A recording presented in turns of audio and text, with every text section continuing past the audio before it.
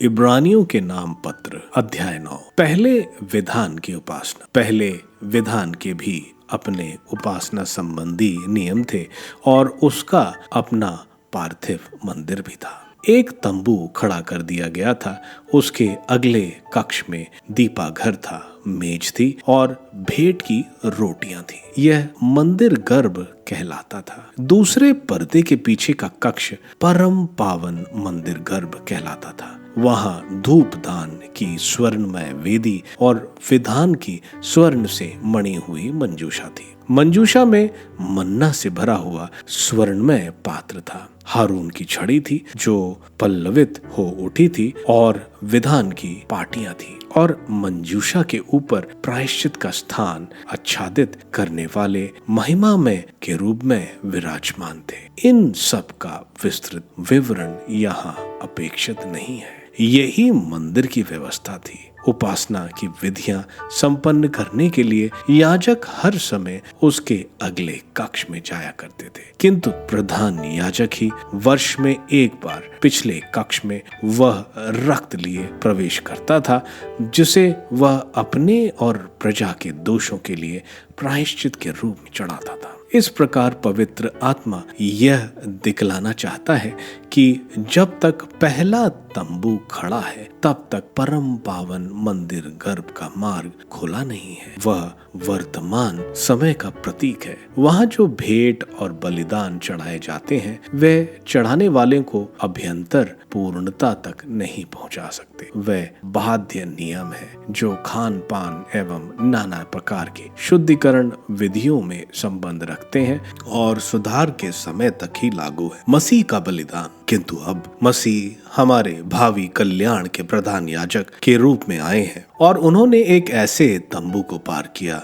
जो यहूदियों के तंबू से महान तथा श्रेष्ठ है, जो मनुष्य के हाथ से नहीं बना और इस पृथ्वी का नहीं है। उन्होंने बकरों तथा बछड़ों का नहीं बल्कि अपना रक्त लेकर सदा के लिए एक ही बार परम पावन स्थान में प्रवेश किया और इस तरह हमारे लिए सदा सर्वदा बना रहने वाला उद्धार प्राप्त किया है। याजक बकरों तथा सांडों का रक्त और कलोर की राख अशुद्ध लोगों पर छिड़कता है और उनका शरीर फिर शुद्ध हो जाता है। यदि उसमें पवित्र करने की शक्ति है तो फिर मसीह का रक्त जिसे उन्होंने शाश्वत आत्मा के द्वारा निर्दोष बलि के रूप में ईश्वर को अर्पित किया, हमारे अंतकरण को पापों से क्यों नहीं शुद्ध करेगा और हमें जीवंत ईश्वर की सेवा के योग्य बनाएगा। मसीह पहले विधान के समय किए हुए अपराधों की क्षमा के लिए मर गए हैं और इस प्रकार वह एक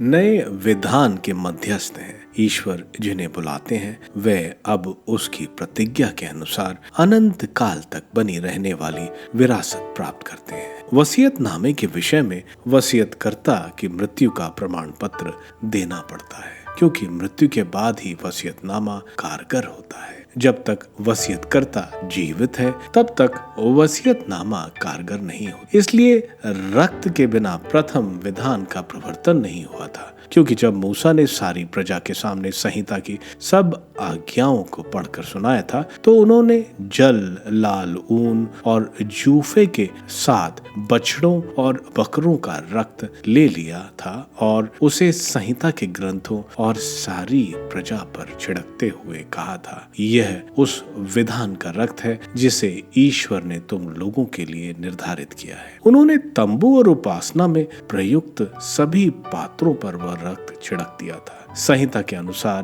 प्रायः सब कुछ रक्त द्वारा शुद्ध किया जाता है और रक्तपात के बिना क्षमा नहीं मिलती। जो चीजें स्वर्ग की चीजों का प्रतीक मात्र थी, यदि उनका शुद्धिकरण इस प्रकार की विधियों द्वारा आवश्यक था तो स्वर्ग की चीजों के लिए एक श्रेष्ठतर बलिदान आवश्यक था, स्वर्ग में मसीह का प्रवेश। क्योंकि ईसा ने हाथ के बने हुए उस मंदिर में प्रवेश नहीं किया जो वास्तविक मंदिर का प्रतीक मात्र है, उन्होंने स्वर्ग में प्रवेश किया जिससे वह हमारी ओर से ईश्वर के सामने उपस्थित हो सके। प्रधान याजक किसी दूसरे का रक्त लेकर प्रतिवर्ष परम पावन मंदिर घर में प्रवेश करता है। ईसा के लिए इस तरह अपने को बार बार अर्पित करने की आवश्यकता नहीं है। यदि ऐसा होता तो संसार के प्रारंभ से उन्हें बार बार दुख भोगना पड़ता, किंतु अब युग के अंत में वह एक ही बार प्रकट हुए जिससे वह आत्म बलिदान द्वारा पाप को मिटा दे। जिस तरह मनुष्यों के लिए एक ही बार मरना और इसके बाद उनका